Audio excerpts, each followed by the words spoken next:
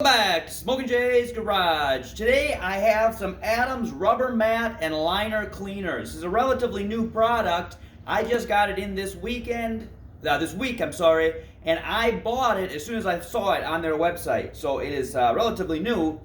I have used in the past, I have used their tire and rubber cleaner for cleaning like my WeatherTech mats and stuff, and it's worked pretty good, but I thought let's give this a try. We'll see if it works better. Now, their directions say to pull your mats out, and if you've seen any of my videos before about cleaning your mats, I like to leave them in, especially on my truck, because they're one piece that goes all the way across. They're an inconvenience to pull out. B&W is not bad pulling them out because they're individual mats, but I still want to clean them inside. So we're going to do our best to clean them inside, and if we don't get absolutely perfect results that we want, then we'll pull them out and we'll follow the directions exactly the way they say. But if we can do it with it in the car, that's going to be the best for me at least, so we're going to give that a try. Let's see what the mats look like before we start. Driver and passenger side are pretty close to the same, so we're going to do the passenger side because it's going to give us a little more access to see without the steering wheel in the way. And then if we don't get the results we want, then we'll pull the driver's side out and we'll actually do that one outside of the car like the directions say. I'm going to vacuum up any dirt that's on there first. So now they want us to spray this liberally and let it soak for 30 seconds, and then we're going to agitate it with an Adams tire brush. I don't have this turned on. There we go. Now I'm going to try to get fairly close here so I don't get a lot of overspray onto my carpet. This stuff smells pretty good. Alright, we're just going to let it sit for about 30 seconds. It's been about 30 seconds or so we've got a tire brush, and we're going to just start agitating that up.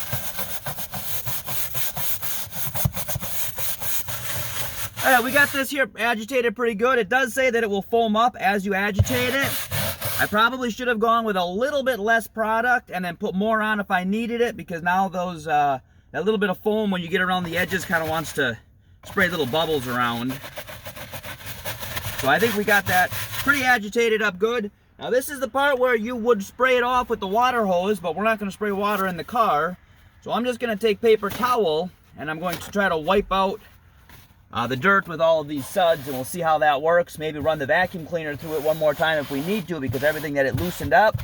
Then we'll hit it with some waterless wash, if this is going to work. This is actually pretty sudsy. But let's see if we can wipe it out with a paper towel and if that works or not.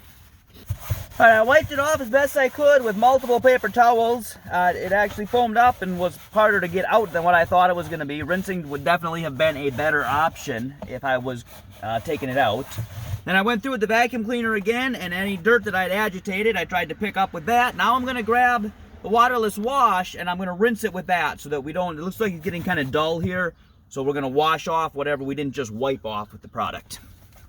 As you can see now, it looks pretty clean. I went through and I wiped it with some paper towel, and then I vacuumed up all the little pieces of paper towel that kind of get destroyed as you're doing that. I'm going to hit it with the waterless wash one more quick time, and then use an actual microfiber towel so that I don't have any little pieces. Make sure that I get everything up. If you got some cheap microfiber towels, great for this kind of stuff, working on maybe your exhaust tips or whatever. If you ever saw those at Harbor Freight that are like a 4-pack for $1.99. Those are great for doing things like this, where if you throw it in the wash and it doesn't come clean, you don't care, you just throw it out. So we'll wipe this up good here. And last time we put some Adams graphene tire dressing on it, and that gave us a really nice shine on our black mats, but it wasn't slippery once we buffed it a little bit afterwards. And if this doesn't come out nice and stay this nice tan shiny, we're going to try that with this one as well. But I am going to give you a shot of this, and then I will give you a shot of the driver's side again, and you'll see the difference here in just a second.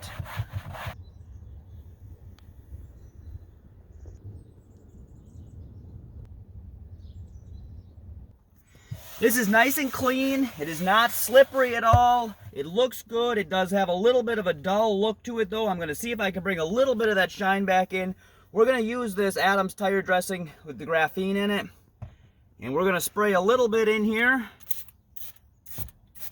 Not a lot. And then we're going to wipe that with our microfiber towel.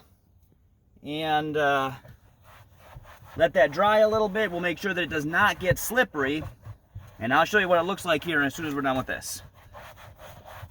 Okay, as you can see, it is not shiny, but it's hard to make tan shiny. But that dullness has gone away, and it is not slippery. My hands don't feel slippery. It doesn't feel slippery. These were never particularly grippy to begin with, but they are not at all slippery. If I wanted to try to get a little more shine out of them, I would put another coat on, but I don't necessarily want them to shine. I just don't want them to be dull.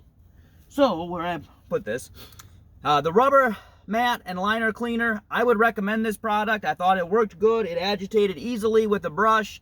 It's foamed up a lot more than I thought it was going to be. So if you are going to do it in your car like I did, I would go with less versus more, and then add a little, another spray or two if you need it to, because I had a kind of a lot of foam, and then when I tried to wipe up that foam, it kind of made more foam. Obviously, they recommend taking your mat out and rinsing it with a hose, and that's probably your best bet, but it definitely can be done inside of your vehicle, and I'm happy with the results we got out of it. So vehicles that are a pain in the ass to pull out your mats, definitely you can do it inside. Just be careful that you don't spray it on your carpet. I don't know what's going to happen if you do that. And also when you agitate it, you get the little spray up from the bubbles and stuff that you don't want on your carpet. Probably wipe those off right away if you do get that. So check this out. If it's something you think you might be interested in, I worked pretty good on my test. If you got an airplane here, that's probably, hopefully you can still hear me.